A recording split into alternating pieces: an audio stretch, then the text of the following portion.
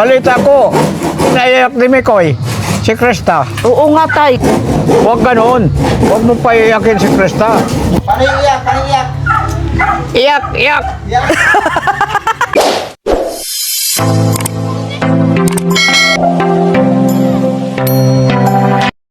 At sa wakas nga, nakabit na nga ang bubong ng aming balkonahe.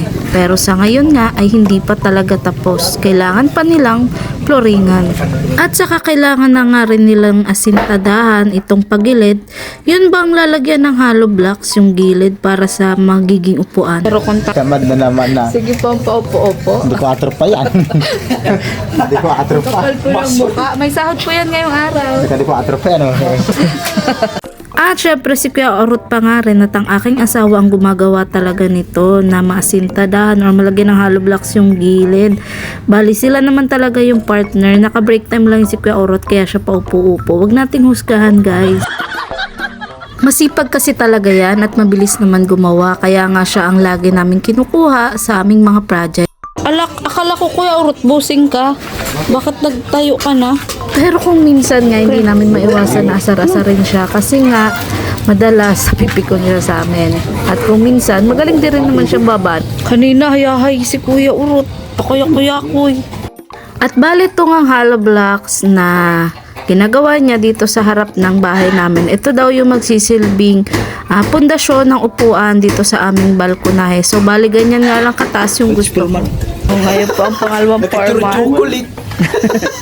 May Toblerone po yan. Churo-chocolate. Kaya Orot, gusto ba ng Toblerone? Babote. Pag tinabi kasi sa'yo yung Toblerone, magugulahan ka na. Kualin ang Toblerone. Kung ito o ikaw. GM lang, bigyan ko GM. Magkakulay na ka mo. Ayan. Chocolate man yan. Ngayon, parang alam ko na kung saan nga pinaglihi si Kuya Orot. Sa Toblerone kasi kakulay niya. At gaya nga nung sinabi ko kanina, sila nga ni Mikoy 2.0 ang magkatulong sa paggawa ng balkonahe na ito. Bali si Mikoy 2.0 nga ang tagapala at siya naman ang taga-asintada. Malaking tipid na rin kasi kung tutulong yung asawa ko bilang helper ni Kuya Orot para hindi na ako magbabayad sa helper at si Kuya Orot na nga lang aking babayaran. Alam nyo ba kung magkano isang araw kasi ng mason dito? 700 to 800 na guys at sa helper naman ay 500. So kahit pa paano nakalas kami ng 500. Ang hirap-hirap kaya magpagawa ng bahay ngayon lalo na ngayong panahon dito sa Pinas na may gera-gera lahat nagmamahalan. Kayo na lang yung hindi. So, eto na nga another day, another vlog. At kahapon nga ang ginawa nga nila, ayun nga paglalagay ng hollow block sa mga pagilid para sa magiging upuan. At ngayong araw naman ay heto at medyo binabawasan nga yung lupa dito sa harap ng bahay namin. Kasi nga, magko-conflict daw sa pag-flooring. Masyado daw kasing pantay or mataas na yung lupa dito sa nauna naming sahig. Kaya kailangan daw bawasan. At nung mabawasan na nga ang lupa ay eto at inumpisahan na nga ni Kuya Orot na lagyan ng tansi para sa layout ng flooring. At eto na nga, 'di ba? Nalagyan na agad ng paunang semento. Sabi ko sa inyo ganyan kabilis silang gumawa. At pagdating naman nga sa pagtimpla nitong buhangin at semento, ay yon si Kuya Orot nga nagtuturo kay Junjun kung paano niya titimplahin. Kasi nga syempre helper lang si Junjun. Si Kuya Orot pa rin yung mas nakakaalam. Wala talaga silang sinasayang na oras at talaga nagtutulungan sila habang si Kuya Orot nga ay eto nagpipinish siya flooring. Ang asawa ko naman ay andun siya ang tagahalo ng semento na gagamitin na pambuhos dito para sa flooring. Kagaya niya no, ganyan yung pagpa-flooring ni Kuya Orot. So ayan, medyo malapit na ngang maubos yung hinalong semento ng asawa ko para dito sa flooring. At kung mapapansin nyo nga, medyo rough yung aming pinagawang flooring kasi nga may bala kaming palagyan ito ng tiles, mga kalingap. Kapag nakaluwag-luwag na kami ulit, syempre mga kalingap. Pero saka na yun, pa isa-isa lang muna. Sa ngayon, rough na flooring lang muna. At dahil nga pinapatigas na muna yung flooring na ginawa nila ay heto at kanyahan muna sila ng gawa. Si Junjun ay nagtatanggal ng mga pako doon sa kahoy. Si Kuya Orot naman ay bisibisihan para dito sa ano bang tawag dito? Yan o, yung magiging forma daw ito ng gagawin ng poste at para sa upuan. Ayan po po, dito po si tatay at naggagawa pa nga po sila Junjun. Sila Mikoy 2.0 dito po sa bahay. So, bali nakapag-flooring na nga kahapon. At yun, nandito po si tatay, oh. Tay, anong ginagawa mo dito? Ayaw, nagtingin nga sa mga bahay dahil sabi maganda na. Sino nagsabi, tay? Marites ka talaga. May nagsabi pala sa'yo na maganda na ang bahay. Yo, Oo, masaya ka, tay, para sa akin. yo. Masasabi mo sa aking munting balkonahe? Ayos. Ayos, tay. Ayos Ay, yan. hindi ka makita. Oo. Ha? Anong mas maganda, yung bahay mo o yung bahay ko? Oo. Ha? Taka na. Yung Ano? may harapang ganyan, no? May papakuha na. Balik ganyan, dalawa. Alin? Walang pako. Doon sa bahay mo? Uy, galitan mo si Kuya Urot. Sabi mo, Urot. Kulang sa pako yon. Patulungin kita, gusto mo? Dalawang linya. Oo. Oh, kulang daw sa pako. Alin doon? Yung dalawa dito sa may likod. Oo, makulong. May reklamo. Patulungin ka. Pupuntahan namin yung tay pagbalik. Yo. Pag mabili. Ay, ano tay? Tayo makal ng kutsyon. Oh, mabili tayo tay kutsyon. Mamaya. Mamaya. Ma-edit lang ako. Oh, sige. Ha? Excited ka na ba tay? Oo. Bakit? Masakit na likod mo? Hindi malamig talaga. Malamig. Malamig kasi ngayon tayo ang panahon. Malamig ang panahon, tay. Kuwan talaga, hindi maganda. Hindi maganda, tay? O, di gigibayin na natin yun. Ha? Ikaw talaga, pinagawaan ka na nga. Oo. Kaluka ka. Grabe lamig talaga. Mo nga niyang bahay ko, yung pagkayang bahay mo hindi. Iya. Sino nagawa? Iya, sino gawa, tay? Sino nagagawa? Ako, Oy. Siya daw. maraming kulang. Anong kulang, tay? Ay kulang ng pako. Saan, tay? Saan? Doon sa akin. Doon sa ginawa? Oo. O, sabihan mo, tay, si Kiarot. Sabihan mo si Kiarot. Bibigyan ka daw ng pako. Yan. Ay, malaki na yan. Yung maliit lang. Maliit lang baga? Maliit lang, tay? Oo. O, tay, kumusta? May uling ka pa doon? May uling ka pa? Mayroon. Meron pa.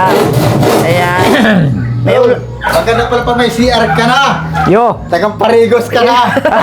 Ate, tagang parigos. Ganyan ang parigos ka na. Yo. Naglaban na nga niya ako. Tagang taka, naglabas. Nag-share pa ako. Oo. Saan ka na, Udo? Ay dumaan sa unuan. Saan ka na, Ehe? Eh doon. O, hindi na sa harap ng bahay. Oh, hindi na. Hindi na. O, pero naihi ka talaga doon sa harap ng bahay. Ay, Oo. hindi. O, yeah. Oy. Niramit ko sana yun, oh. Sandali lang. Ayan pala.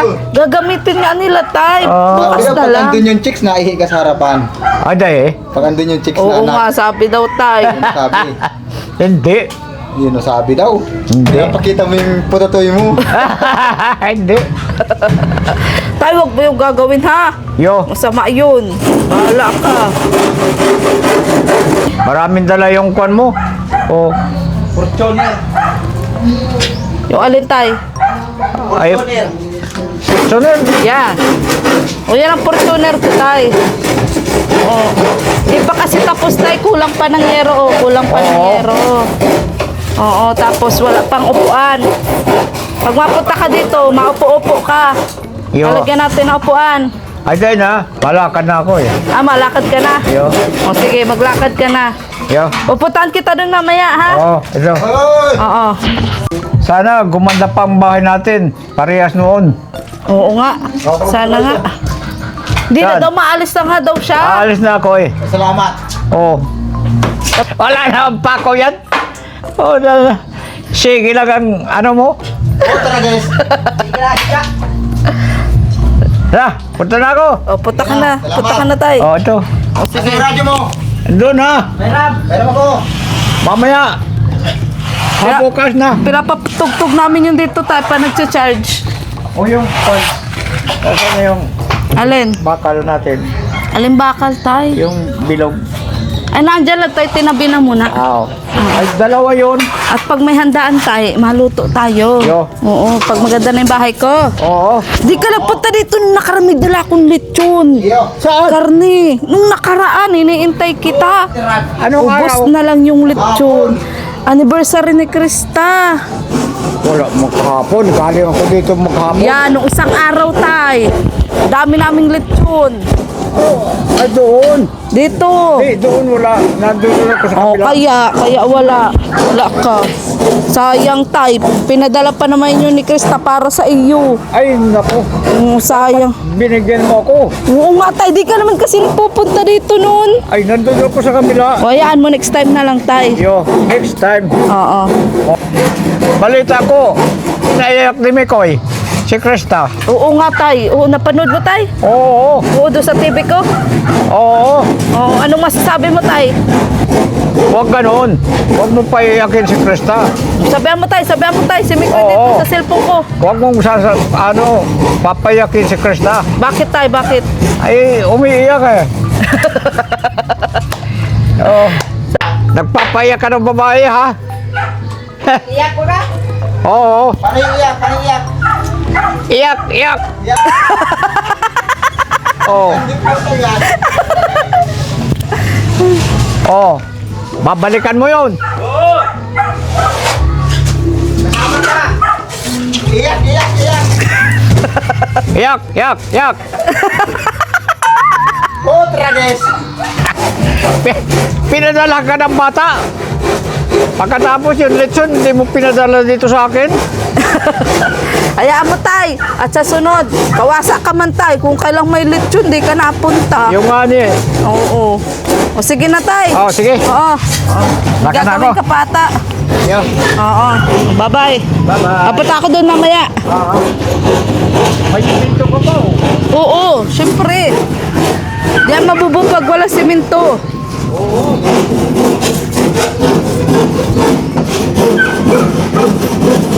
At yun nga, pag-alis nga ni Tate Emiliano ay heto at sinimulan na nga nila na lagyan ng porma daw po ang tawag dito. Ito daw po yung pagbubuhusan ng magiging upuan nitong aming balkonahe mga kalinga. At after nga daw nito ay yun, nagputol-putol nga ng mga bakal si Kuya Orot na ilalagay nga dito sa ibabaw daw nitong porma dahil ito nga ay magsisilbing tibay bago buhusan ng semento. At yun, i-welding pa rin pala itong mga pinutol-putol na kahoy dito sa ibabaw ng porma. At yun, nagputol na nga rin si Junjun ng mga tire wire para maikabit nga yung mga bakal dito, may set up. At bago nga buhusan ng semento. At syempre para mabuhusan nga ng semento yung ginawa nilang porma para sa upuan ay heto, kailangan muna nila ng buhangin at semento para may buhos na dun sa ginawa nilang yon dahil ito nga tapos na nga nilang iset up. At yun nga, nabusan na nga po nila ng semento itong formang ginawa nila para sa upuan at poste. At meron nga din ditong nilagay na para sa kuryente daw po ito, sabi ni Kuya Orot. At heto, iniintay pa nga po ang 3 araw para tuluyan pong mabaklas itong formang inilagay nila. At eto na nga si Junjun, sinubukan niya na nga tumambay sa upuan na ginawa nila. At ito nga ang kabilang gilid ay saka na lang natin gagawin. Dahil sa ngayon nga, ayun lang muna ang kaya ng aming budget.